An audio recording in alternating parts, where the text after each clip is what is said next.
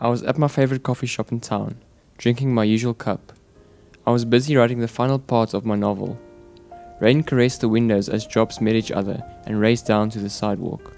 The burning fireplace and warm brick walls protected me from the cold, wet weather.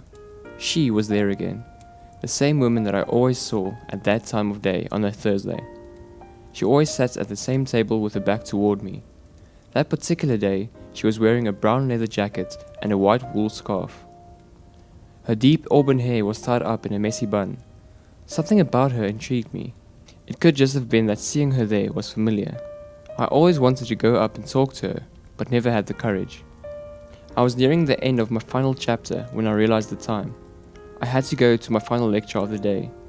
In a hurry, I paid the bill, and as I took out my card to pay, the pages fell on the ground. It spread wide across the floor. I have always preferred writing to typing because of how slow my fingers were on a keyboard. I picked up the pages, finally paid, and drove to class. That evening, I hoped to finish the last part of my story, but as I went through my pages, I realized that some of the final chapter's pages were missing. I was vexed. I couldn't accurately remember how it went. It must be in my car, I thought. I went to check, but couldn't find it. Frustrated, I went to bed. Early the next morning, I got ready and went back to the cafe. Before ordering my usual, I asked if any of the employees happened to find some of the pages. They didn't see any of them.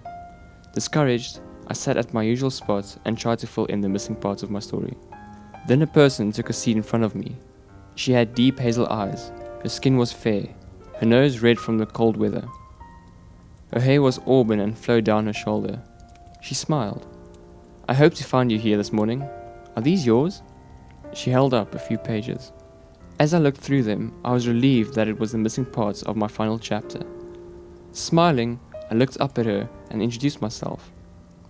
We sat there for a few hours, getting to know each other. I asked if she read the pages. She did, but until the day we got married, she never realized the story was about her. Thanks a bunch for watching. If you guys enjoyed, please hit the like button and consider subscribing. For more stories like this, check out this video.